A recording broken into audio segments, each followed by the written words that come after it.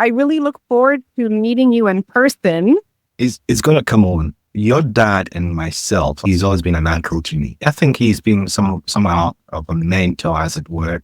The kind of elder brother that you wished you had, that sometimes you knock on his door just to ask for wise counsel. So that's how your daddy has been to us. Oh. He used to be quite close with my dad. They were really close. Did your father work on the railway?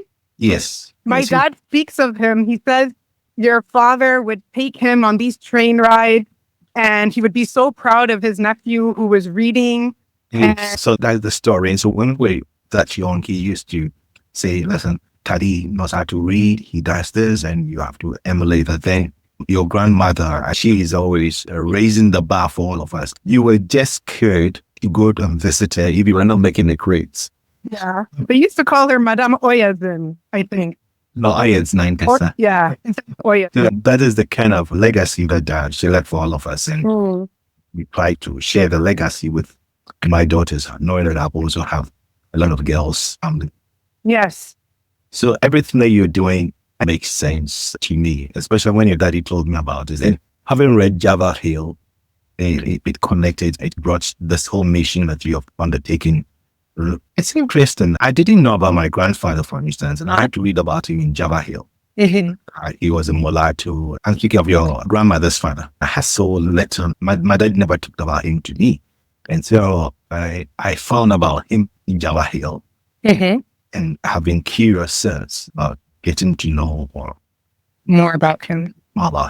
So I think in the new year, I spoke with your dad. Your dad gave me a download of what he had picked from Auntie Ma and his grandmother, the little pieces here and there. And these are all kind of things that provokes your interest and you want to get to know more. Where is he coming from? Where is his line of origin? Is he also coming from Cape Coast and all the Andrews that exist in Cape Coast that you need to find out? So it's an interesting thing that one will want to dig deep. And I think as you get deeper, it's just like a rabbit hole. There's more you didn't realize you did not know. Yeah. I record all these family conversations so that there's a potential to share the conversation with others. You saw how I shared the conversation with my mom, for instance. Maybe it was something else. What did you like about it? No, I met your mom and your aunt, and we spent the whole day with them in Italy. It was fun. So, that one, the one in Italy. See, knowing that your mom was going to be on the interview itself provoked my interest. I said, this one's going to be exciting. And it was. Your mom is full of wisdom. When I met her, she's an evolved person. Let me just say, very spiritual and very, very human as well. So you connect with her, you are connecting with both sides of her person. There is the element of spirituality that pops up in your face. And there's an element of the human aspect, and she embraces you. And there is also the truth aspect of her, where she tries to be that transparent. You're connecting with her for the first time and she settles you and you think you've known her for forever. And later, and I had a very deep respect and love for her as well. So hearing her speak, I said, there's going to be so much that I'm going to take away from here. And those lines in her speech was that every family is unique. And that is what just provoked my interest even deeper. That's so unique about our family. And if you are someone who goes leans towards the Christian principle, you would understand that families have some unique traits. And in the biblical sense, God gives every family a certain assignment. So all you get to know your roots, your family line, it actually defines what you've been. So in Java Hill, they say every Ulzen would be a teacher, as it were. So you take, and it leans towards the Andrews as well. There's my auntie, Christy, then his children, my auntie Elizabeth's children are teachers. You have your auntie Irama, the teacher. I'm into learning and development, which is a practice I'm teaching. I got a master's in education. So I just realized that maybe this is our call. The whole line, we breathe towards leading by teaching, by being an example. It hasn't stopped. Once you begin to understand this about your family and your line, it actually closes your eye to actually compare yourself to another. If my friend is a lawyer and another is probably a politician, I just realized that I'm in my lane because my roots and this is my line. We have been called maybe or Spiritual. and I have to just stick to that line. So this thing about knowing the genealogy, where you're coming from, and trying to excavate deeper into that concept to find yourself and maybe people that are connected to you that you've not even thought of, speaks to me. That's really powerful because I found I've had a bit of a harder time engaging with Ghanaians. And so that's why I thought, let's start with family, because there'll be some level of like trust to start with. Because many Ghanaians will think, I know my family, why would I take a DNA test? Whereas somebody in the diaspora might say, I know I'm descended from all these places, but don't know the specifics. And then all of these Ghanaians, when we started taking tests, we realized we actually don't know as much as we think we know. It's just a surface level, or because we are a matrilineal society, we know a lot about our maternal side and less about the paternal side. Or if there was a family member who didn't behave appropriately, we just never learned about that person because of the emotional trauma somebody had, and they were deciding not to be re-traumatized their whole life by bringing up the person who didn't show up as they should have in their childhood. I'm also a social worker and a mental health professional, and I'm very much into how to conceive of identity beyond the social structures that have been imposed on us, thinking of ourselves as spiritual beings, the spiritual qualities and virtues and lessons we've inherited from ancestors we didn't even know. Exactly. And then the future. Because when people think of genealogy, we're looking into the past, but how can we use the past to inform the present and the future? This summit happening in May, we've made in-person contact with people who are descendants of our enslaved ancestors we didn't know were enslaved. So this is our family. And through DNA and conversation, and just by putting our family trees up there, what we know of our family, right? Just putting it up there, people can find that they're connected to us. We are connected to them. All the things we did not learn from our families, we can unveil the memories that were lost in time.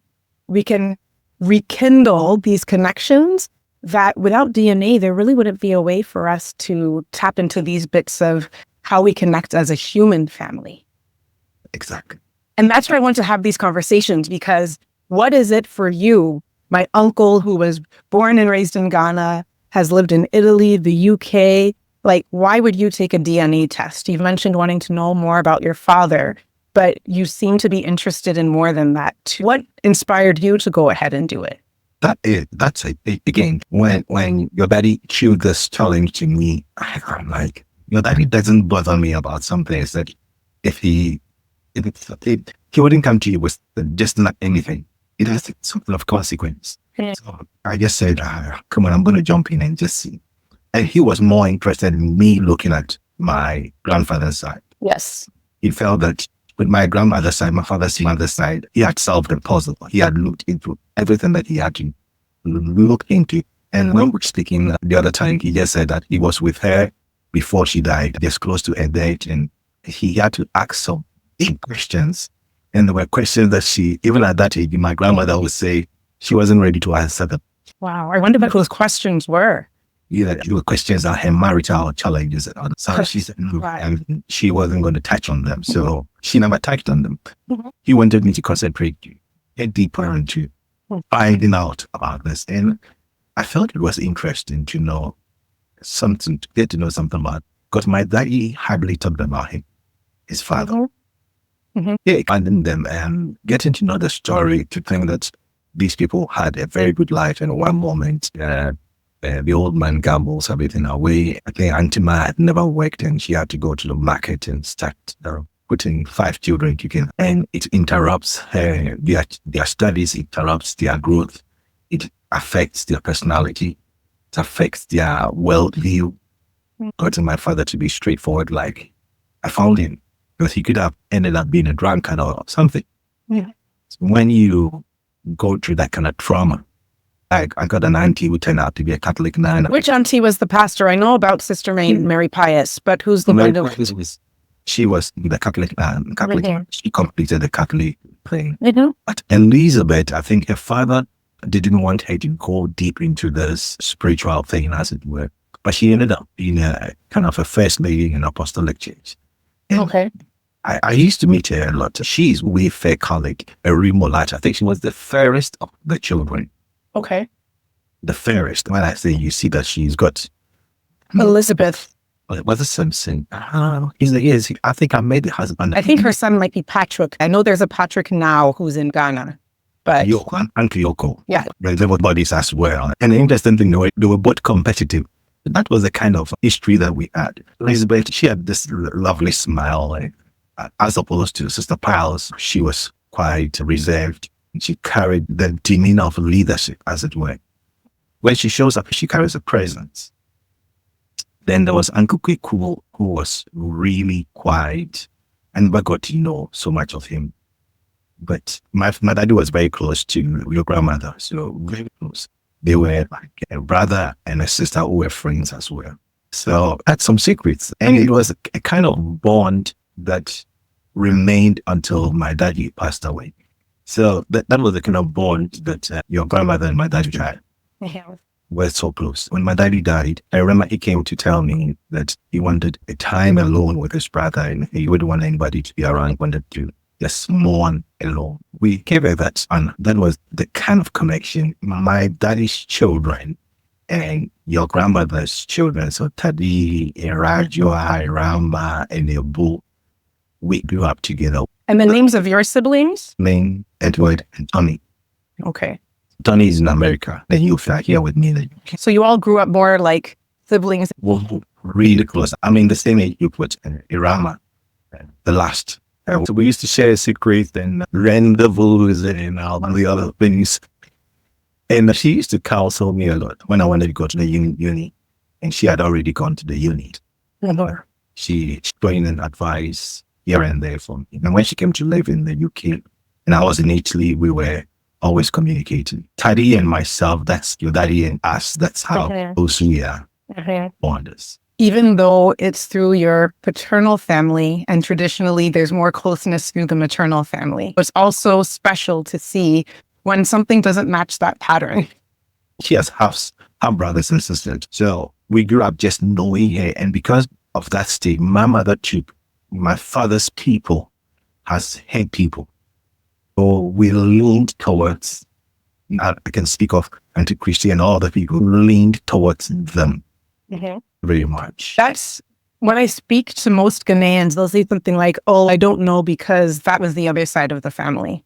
That was my father's family. And for you, it's quite different.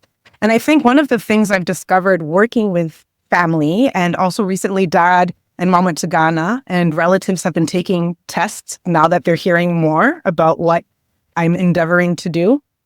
And I was just curious for you, just thinking about being a Ghanaian who, even though there are holes in the knowledge on the family tree, what would you say to another Ghanaian who is like, Charlie, why would I take a test?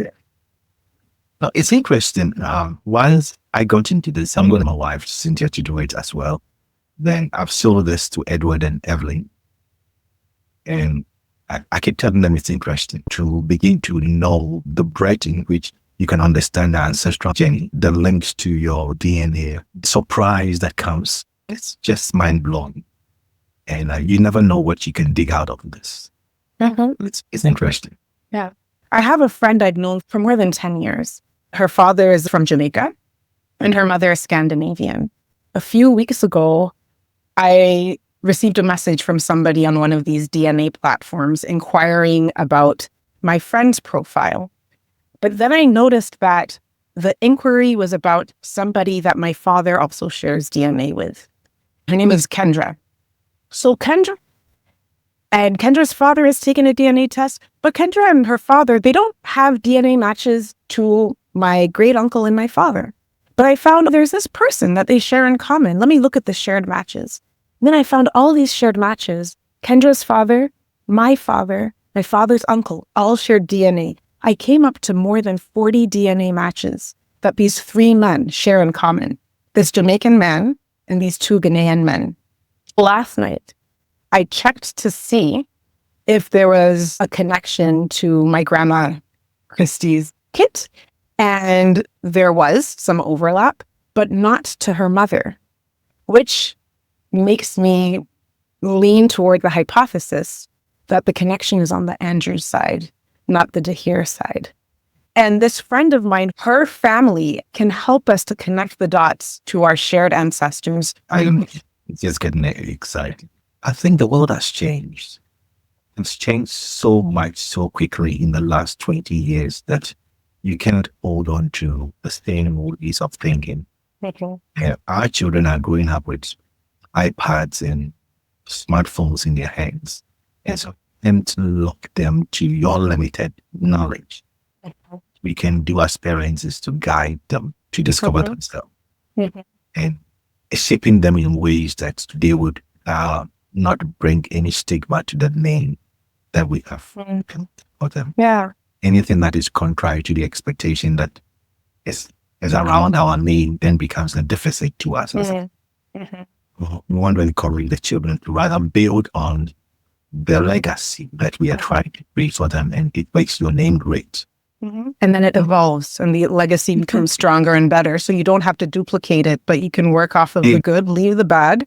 Like some of go back and get what was good and bring it into the present. I met your granddaddy, the Edward. I met him once. Did you call him the Great Ulzen? I do, because this kind of reverence, my auntie never took the name from her name. She kept the Ulzen name. She kept it. Even though they didn't stay together. Exactly. For her to do that, it meant something. Because she's one of those women, even though there wasn't a feminist movement at that time, she would have gone back to Andrews in a heartbeat if she wanted to. So that's what I never thought about that. Yeah. But I met him once in Auntie Christie's house. He didn't want to go upstairs, so he was downstairs, and I was with Edward. And young Edward, yeah, so I was with him. We were coming downstairs, and he saw his dad, and they spoke for a while. He said, "Papa, this is my father." This is my father. I looked at him and asked, "That's fine." And we continued with our conversation with them. Sometimes I look back at the little memories of family, and I feel kind of privileged, because many of us have turned out to have gone beyond where the family was. We've moved above it, and there's so much that we've done for ourselves that I think my father will wake up from his grave and maybe be very proud of that. When you think of all of the loss that took place, they were a family of means, but then they suffered from alcoholism, other addictions, abandonment, a single mother trying to navigate raising all of these children independently. And then look now, what do our marriages look like moving forward? Yeah. Have we repeated the patterns of the past, or have we made some changes?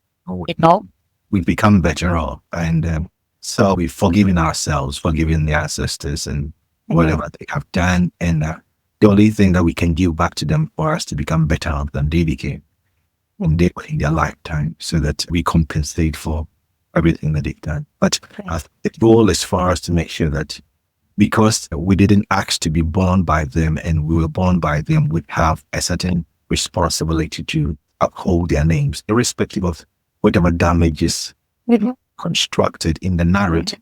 It is up to us to say, that's why I'm interested. I really want to know where I've come from. If you know the shortcomings, the weaknesses in your family, you can then make it your prayer that you become better off. That's true. Yeah. If you don't know the weaknesses, then you will fall into the cycle. So once you understand where you're coming from, your DNA, your strengths, your weaknesses, yes, I know my strengths and my weaknesses now. Concentrate on digging deep into my strengths. My sense of other weaknesses that I have. And I need to tell you, I recognize that you also have the same connections to this friend of mine. Oh, really? Yes. So you are a part of that group of people who are connected to my friend of more than a decade, whose father is from Jamaica, and she lives here in Atlanta. Ultimately, this is what family is about. Okay, the capacity for us to uphold each other and to make sure that your success influences me to be successful. Yes, sir. In many ways, you're doing one thing, but then it creates a ripple. Then it begins to affect the other people. That is the joy that we have, and we would leave a legacy for our children to understand that they came together and built this kind of community. If you were to meet some of your connections from the diaspora and be reunited with your Caribbean, African American diaspora cousins, what would you have to say to them? First of all, it's just going to be an honor to meet with them, to know that it's an extension of me exists somewhere that I had no idea. And because it's becoming more of a small world, that great connectivity empowers you. It really gives you a lot of leverage to realize that you are not alone. There is that kind of network of something about you is somewhere that you didn't know. And it goes back to this whole thing called spanDNA, as it were, going back to bring into existence, which you have already forgotten about and everything. So it wouldn't bother me. But when I shared it with my sister, she was also very keen because she said to me that she happened to have gone to school with some Andrews. And she said that one of them looked like her. But the difference was that she was fairer, much fairer. And she knew they were from Cape Coast. My father shared with me there was a professor, Jack Andrews, who was a white man who taught at Legon. And he would have been a contemporary of your father's father. My mother-in-law, she heard my name the first time. She just told me, but told my wife that I know your husband's people in Cape Coast. No, my husband is from Cape Coast. I know their house. So now that everything is coming up and coming alive, I'm like, I wish this old man was alive, but now I would have gone straight to her and said, "No, you tell me. Where are they? Where are they? But then, how do you know where they come from?" So we are getting more excited about the prospect of knowing that the people connected to us, that probably we walk into them every day. We pass by them. Some people have given us water to drink. Some people have been kind to us. Some people have become our friends that we didn't even know. We used to live in Greenville, North Carolina.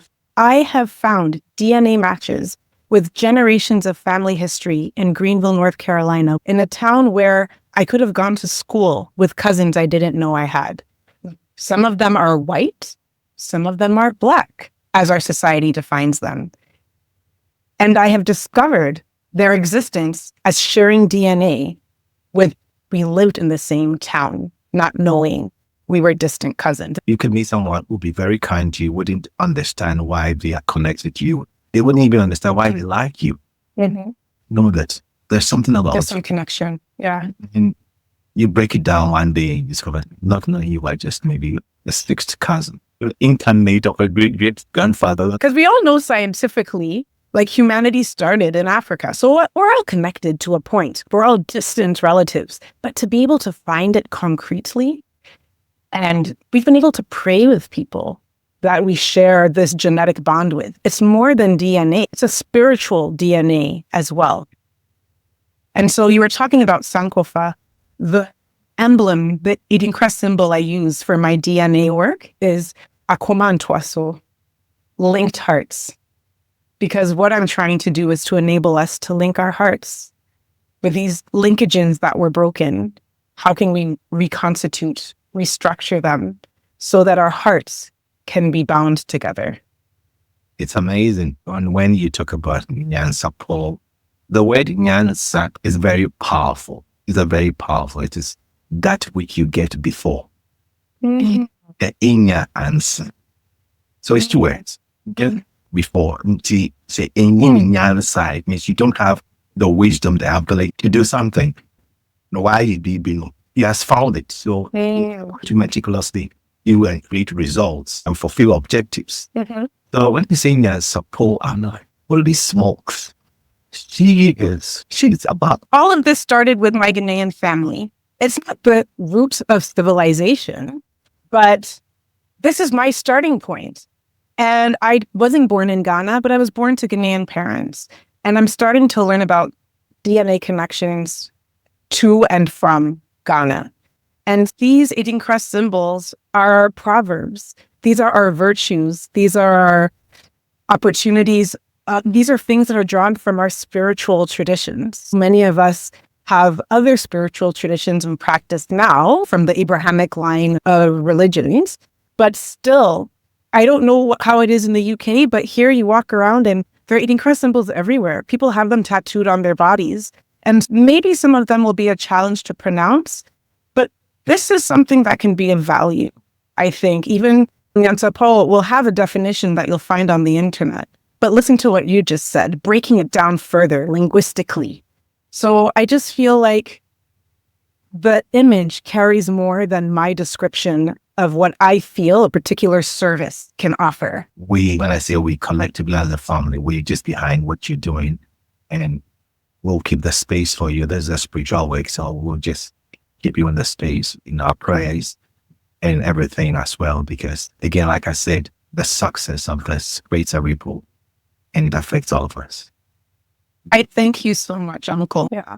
And also, it was a financial investment. I think what prevents people think, oh, the Africans aren't interested. But this costs money. It's taken me about 7 years to accumulate about 30 DNA tests from my maternal and paternal families. But that's only counting a handful of people who live in Ghana now, because it's even more challenging to do it there. So I also want to thank you, because you didn't just support the vision, but you made a financial investment. Some people will say, if somebody gives me the test as a gift, some people even say, hey, they took so many of us from Africa, for reparations, give us the kit so we can find our connections. And I can understand that. No, but you taught me something. So that's what I'm sharing with Evelyn and Edward.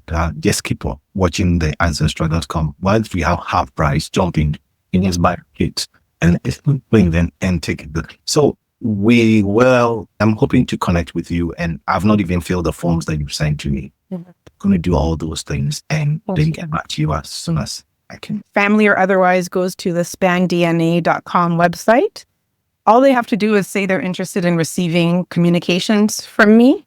So you just go to spanDNA.com and then you fill it out and you'll just receive updates from me. Whenever there's a sale at these companies, I'll communicate with the family and others to say, hey, this is your time, so that you don't have to pay attention and track those things, because people have other things to do.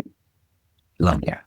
My warmest love and salutes to the beautiful children in your home. Thank you. And if you can just read your mom, send her my love. I will. Thank you, Uncle. You're welcome. Bye-bye. Bye-bye. Bye-bye.